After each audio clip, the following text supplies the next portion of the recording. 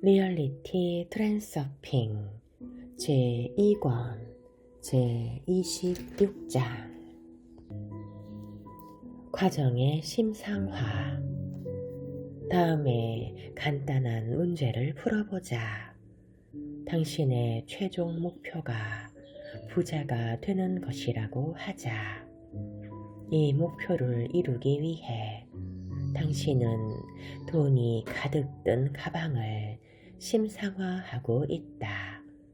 심상화는 세 번째 종류의 원칙에 입각해서 충분한 기간 동안 행해졌다. 문제: 그 결과는 무엇이고 언제 이루어질까? 답: 아무런 일도 일어나지 않는다. 이 짓을 평생 동안 계속하더라도 당신은 기껏해야 돈이 든 가방을 더 자주 보게 될 뿐이다. 그것도 영화 속에서. 보물을 발견하거나 복권에 당첨될 가능성은 희소하다. 당신은 확률에 돈을 걸 텐가? 당신은 이렇게 물으리라. 어째서 그런가? 나는 손수 그 가방을 열어 돈을 꺼내고 세어보고 거의 핥다시피 했다. 세 번째 종류의 심상화는 영화 구경이 아닐진데 그 이상 어떻게 해야 한단 말인가? 그리고 전능한 외부 의도는 무엇을 하고 있단 말인가? 이 상황을 트랜서핑의 관점에서 살펴보면 두 가지 잘못을 발견할 수 있다. 먼저 가방에 가득 든 돈은 당신의 목표가 아니다. 돈은 단지 부수물일 뿐이다. 그것은 목표가 아닌 것은 물론이고 목표에 이르기 위한 수단도 아니다. 하지만 목표에 대해서는 나중에 이야기할 것이니 이 정도만 해두자. 두 번째 잘못은 최종 목표에 집중한 것이다. 최종 목표가 한 발짝밖에 있지 않은 한 최종 목표에 집중하는 것으로는 목표 쪽으로 한 걸음도 다가가지 못한다. 물론 당신의 안락지대는 넓혀지고 외부 의도는 해야 할 일을 하고 있다.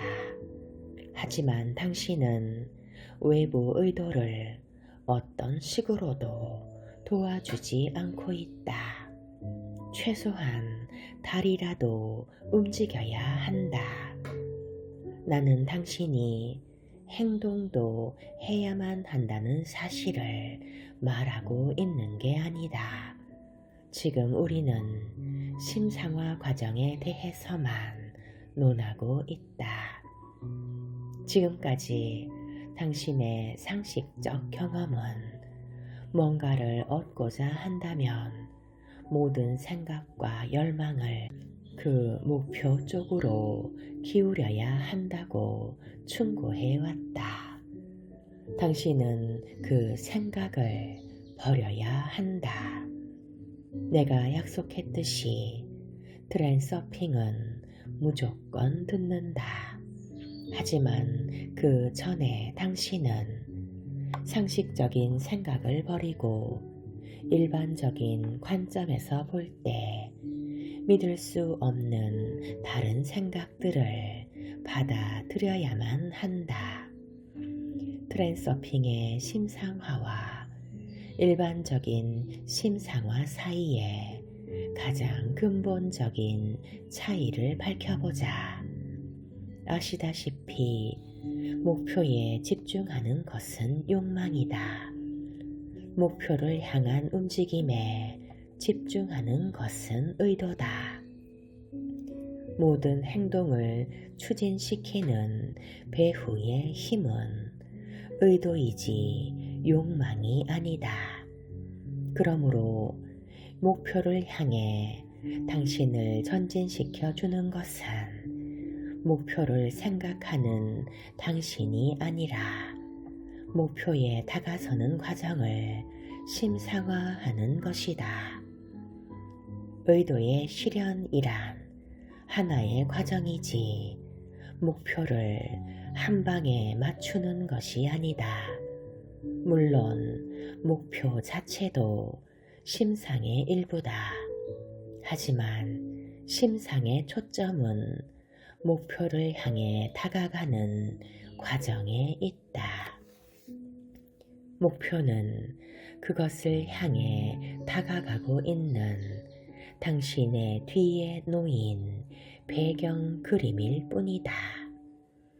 욕망이 의도와 다른 것만큼이나 목표 자체를 심상화하는 것은 목표를 이루는 과정을 심상화하는 것과 같지 않다.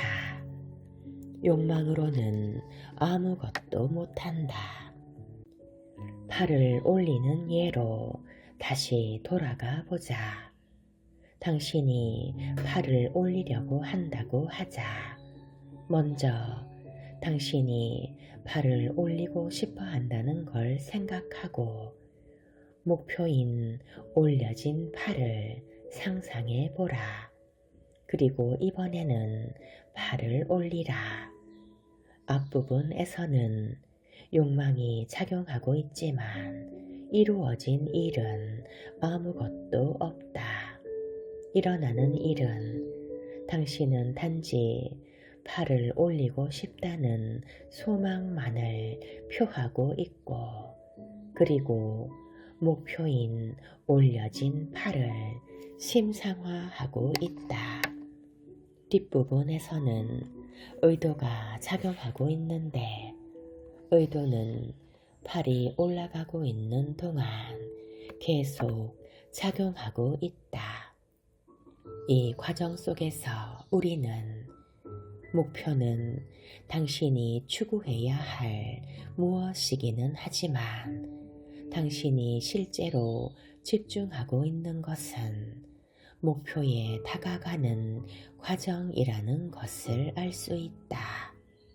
결국 어디에 도달하기 위해서는 그것을 그저 원하고 자신이 거기에 있는 모습을 그리는 것만으로는 안 된다.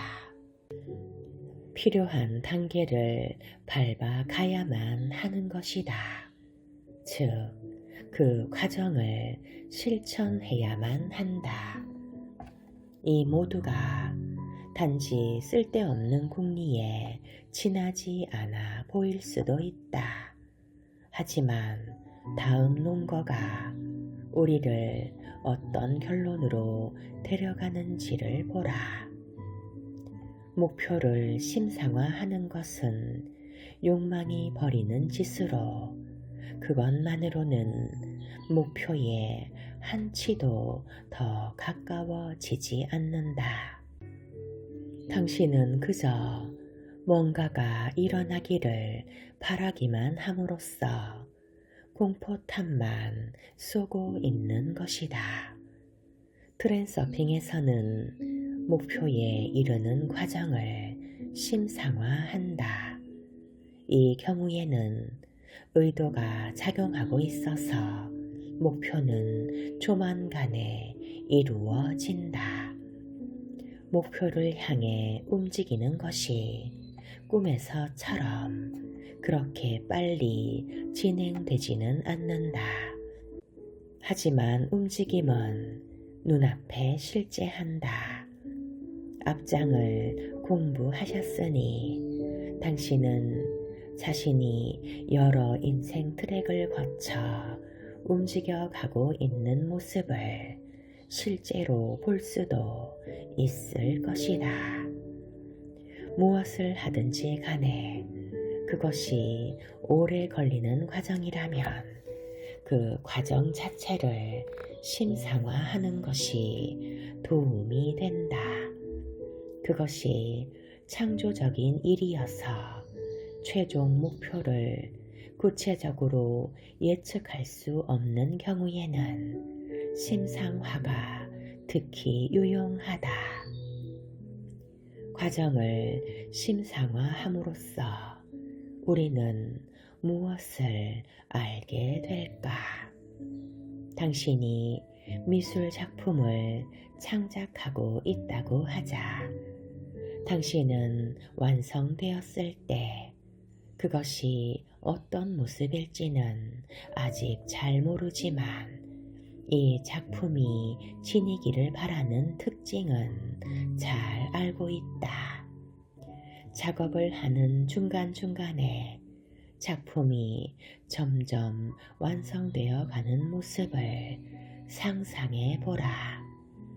오늘 당신은 작품의 세밀한 부분을 조금 완성시켰다. 내일은 또 새로운 모습을 갖출 것이다. 당신의 작품이 변해가는 모습을 상상해 보라.